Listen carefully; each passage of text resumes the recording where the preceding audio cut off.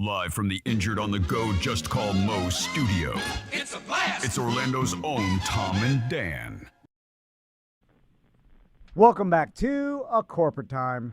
So Rockville is, Welcome to Rockville is this weekend in Daytona. And did you know, I didn't know that when Rockville was becoming like a thing, that this is like literally like the largest, to me, it is like the largest rock and roll event that I think we even have in the Central Florida area. And we are very, very lucky that our buddy Bill set up the opportunity for us to talk to. I mean, this is a person that, like, unlike an astronaut, plenty of people have landed on the moon. Not many people have songs that everybody knows the words to and can sing every single word. Art Alexakis from EVERCLEAR is on the line. How you doing, Art? I'm doing okay. It's pronounced Alexakis. Thank you. Alexakis. Thank you for that nice intro. That's pretty cool. Well, Sorry, Art. If you can't stick the landing, then what does the intro even mean? I knew I blew it, Art. Yeah. I looked at it. I knew. Oh, God. You know, if you're a 4'10" girl, you would have stuck the landing. Yeah, there you go. There you go. Hey, man, thanks so much for the time. Hey, you've played so many shows, and you continue to still do it. What is the driving force, and where did you get the energy to still go out and do it at the highest level? I mean, we're celebrating the Sparkle and Fade 30th anniversary. I mean, yeah, how do you get back out there and do it? Do you still love it as much as you always have? Well, that's a lot of questions. Let's start with that one first. Sure. I love playing as much, or if not more, than I ever have. I'm so grateful that I'm 63 years old. I've got multiple sclerosis, and I get to go out and play rock and roll every night for a living. And more people are coming out, younger people that weren't even born when those songs were on the radio, man. And yeah, so I'm super grateful for that. The travel is hard. The travel is harder than it used to be, than in my 30s and 40s, you know. Oh yeah. But what inspires me? It's what I do. It's what we do as a band. This is what we've done as our whole adult lives. So that's what we do. And when people want to give you money to come do what you love to do, that's a no-brainer. If you can physically do it, right? Yeah. So, but you know, I'm also, like I said, I got MS, and you know, there's no pension or for old musicians. There's no old music home where I'm going to go and live. You know. Yeah. So I got to work. We all got to work, but we love doing what we do. And to be honest with you, doing all the travel, which is hard for me physically, is good for me. Adversity is good. The people who get chronic diseases, like I have, all sorts of chronic diseases, and we talk about it in groups all the time. The ones that stop moving are the ones that die quick and get to a place where they can't move anymore. So it's basically, you gotta keep moving, man. Yeah, no, you're exactly right. I just had my hip replaced, and like I'm 48, and I have learned to not take for granted any moving, because that month that I spent just not moving at all, I can completely identify with what you're saying. It's like I can see the challenges of looking at MS. I have some people in my family that have MS, and it's like you can either look at that as some sort of a death sentence, or you can continue to just keep doing what you do and do what you love, and that truly will keep you alive. Yeah, I that's a wonderful answer, man. Well, I appreciate you saying that, because you have a lot of points to it in the question. So yeah. Well, we got excited, and just being honest with you, we did not want to get your last. I was being honest. Yeah, we didn't want to get your last. Yeah, we didn't want to get your last name wrong, and we did it. It bummed us out. We're still on it. I'm still bummed out. Yeah, I'm still bummed out about it. You guys do realize you're the only people ever in my life that have I know. I couldn't even get it out. Let's crack it up. I couldn't even get it out of my mouth. That's hilarious. My dad, get in line with about 1 million other people. But as long as they keep buying tickets and keep singing my words with me, I mean, that's the ultimate honor, right? Because I go out there every night, and if there's 1,000 people or 5,000, or these shows are going to be huge. Yeah, they're There's huge. going to be a lot of people singing Santa Monica and Father of Mine with me, and that's always. It never goes unappreciated ever. So, ever. Art, let's talk about Father of Mine. Obviously, I mean, just such a gigantic song. And I've always wanted to ask you this, and other artists that have gone through a, like, you know, let's say a horrible experience or a rough childhood like you did, and then had inspiration for a hit song that you turned it into art that the whole world enjoyed. But so do you think to yourself, all right, well, if this never happened, this song wouldn't exist. So therefore, I should appreciate this happening because it led to the song. Or do you tell yourself, I would have came up with a different popular song if I didn't need to go through this? Right, so, right. like, how do you look at it? See, you guys see in that question, and it's not a bad question, but you're assuming that if I had had an idyllic childhood growing up, that I would be still an angry guy writing lyrics, playing in a punk/rock and roll band. That's probably not the case. Yeah. Who knows what I would have been if I'd have grown up with a family, you know, that looked like it was off a TV show. Who knows? Because most kids, all they want to do is just be loved and accepted and cared for, right? Yeah, 100%. And taught. And one of the things, are either or both of you guys dads? Yeah, we both are. Yeah. Yeah. Okay. So, you know, part of your job is all of that. To Yeah. be a caretaker, to be a provider, and to be a teacher. Yeah. And above it all, unconditionally love. And that's hard to do when you have teenagers. I don't know if you guys have teenagers.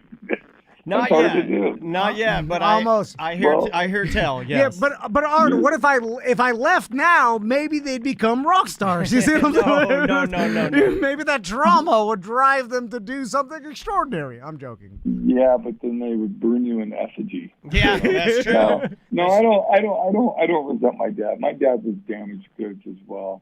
He got shipped away when he was younger, and he had a hard life. He just a lot of people can. There's not that many people who can break the cycle, right? Yeah. And I come from a long line of men who, for one reason or another, didn't raise their children, and I broke that cycle. Some cycles I didn't break, and I've learned from that. But that cycle, I broke, and I wouldn't have been able to do it without sobriety, without support from my silver fellowship, Sure. and just my higher power, who I affectionately call God. Yeah, and that's know? is that fairly recent? Like I know that No. through reading some a little bit, like I thought you were an atheist, but when did you find Christianity? Oh, dude, I've always been a Christian. Oh, right. No, on. the song you're referring to is a song called "Why I Don't Believe in God," and that was a song written about me when I was 8 years old, and my mom had a nervous breakdown because my brother was in and out of jail and juvenile hall. Yeah. And my sisters were pregnant. You know, we're living in a housing project. You know, drug deals going on, people getting shot next door. You know, my mom put herself into Central General Hospital downtown LA, and really all she needed was a rest. You know? Right. She needed to get away from us. You know, and she came back 2 weeks later and just refused to take our crap anymore, and everything was fine. But for a little boy, for an 8-year-old boy, that's a hard time. So looking back on that, that's why I named it that. Because I never didn't believe in God. I just didn't believe in all the BS that came with and hypocritical stuff that came with religion. Yeah, And I can understand that. I still don't. I still don't. I consider myself a Christian, but I don't believe in what most, you know, Christians in this country believe, except for the fact that I believe in God. I believe in a higher power. Sure. And I believe that to be Christ-like, to live like Christ, is a good thing to be. Yeah, it's a great selfless thing for to sure. be. Yeah. Art, So that's where I've never been an atheist. Oh, well, we cleared that up. I'm glad to. I was pissed off at God. That's what it was. I was angry at God. Yeah, I kind of got And like that when when my mom and dad passed away. I got a little. There you go. Yeah. There you go. I understand. It's not that you didn't believe in it, that there was a higher power that tied us all together. It's just you were angry. Yeah. And you were hurt and grieving. And when I got sober, I finally surrendered to the fact that I was helpless to alcohol. I was powerless to it, and drugs, and just about anything that you can get addicted to. You name it, man. Yeah. You know, it's like Marlon Brando in that movie, in a movie back in the 50s. They're like, "What are you rebelling against?" He goes, "What do you got?" Yeah. Yeah. Give me I'll all do of them. anything. Yeah, I'll do all of them. Yeah. So, What are you addicted to? What do you got? Yeah. So speaking of that, I'm going to ask you. I mean, it's probably a dumb question, but I asked Yakov Smirnoff the same question because The Russian. Yeah, we love Yakov. He's a fan of the show. So in EVERCLEAR as a band, did the actual alcohol brand EVERCLEAR ever contact you Great guys question. and want you to do any work promoting? This is a true story. I have no documentation, but I swear to God. So when we were an indie band and starting to make noise nationally, I get a call at home from this woman. Goes, "Would you hold for Mr. Welsh at the and names the name of the distillery? And is this the gentleman that has the rock and roll band by the name EVERCLEAR?" I go, "Yes." He goes, "Will you hold for Mr. Blah, blah, blah?" And this Southern gentleman gets on and goes, "Good morning, sir. I just want to talk to you about you using the name of our business, our product." And I'm like, "Well, sir," he goes, and I swear to God, he goes, "I just want to just make sure that you're not one of those bands that worship Satan." Swear to God. And I'm like, who is this, man? Sounds like a prank phone call. This is a prank. And I'm like, "So where are you based, sir?" And he's like, we're based in St. Louis, Missouri, and our distilleries are blah, blah, blah, blah, blah. And I'm like, this guy ain't messing around. I go, "No, sir, absolutely not. I consider myself a Christian. My mom is from North Carolina and grew up, and I named the band EVERCLEAR because I even though I've been clean and sober for many, many years, because I am a recovering alcoholic, I was, there's nothing more intense or deceptive looking because it's, it looks like water, but it's not. Yeah. It's pure spirit." And he's like, "Okay, well then we're not going to have a problem with it. Just don't. We'll give you a release to do whatever you want." You start wandering into Satan, you're out of here. Weird. Yeah, if we get one whiff of Satan, you're done. No, I've been through 4 divorces, man. I've touched Satan's, That's hilarious. Come on, that tail. You don't want to touch that shiny red tail. Come on. I'm touching it right now. I gotta touch it. Art, thank you so much for the time. Sorry again about getting your last name wrong. Go see him in Rockville. Go see EVERCLEAR. I know I know some friends are coming to see you with Local H and I'm blanking on who else. Sponge. Yes, and Sponge on the bill. That's going to be killer. Yeah, well, man. no, that's in the fall. That's our 30th anniversary tour because it's the 30th anniversary this year. Actually, on the 23rd of this month, Sparkle on Page was released 30 years ago. Wow. So I'm in the middle of doing a remaster right now, and man, it's sounding so good.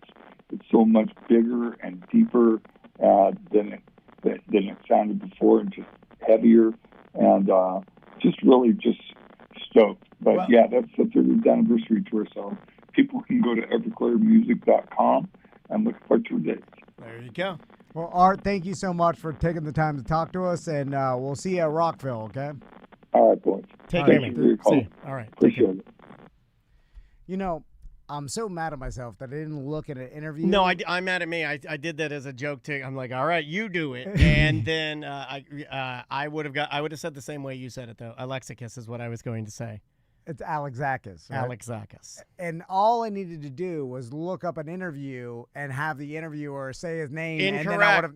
I No. looked up an interview from Australia, and they said Alexakis. Okay, all right, yeah. So I thought I had it nailed. Well, I know he made the joke. He's like, oh, they always get it wrong. But I'm like, yeah, No, but we could be more started pro than this. and we started the interview that way. And between that and the phone line, I was ready. I was ready to go full Nugent.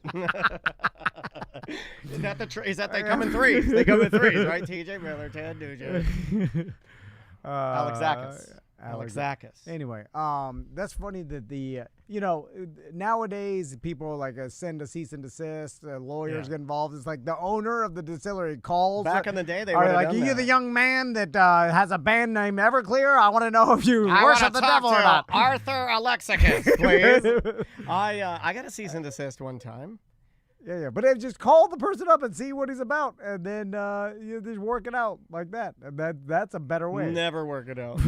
You first you start with passive aggressive barbs from either side, and then you meet in court. But also you're allowed to name a band a product name, right? You just can't do a product like they couldn't. Everclear. I don't know how he would have been able to lock down Everclear. I always thought that was a generic term. If you're allowed to use the name, I thought. This is a question for Mo. We'll ask him when he comes in. Like you couldn't call your band Miller Beer. I don't think you could do that. You couldn't call it Miller Beer, but you can call it Miller, and you call it High call Life. it You Miller. can call your band High Life. You could call it High Life. You know what I'm saying? You couldn't call it Miller High Life.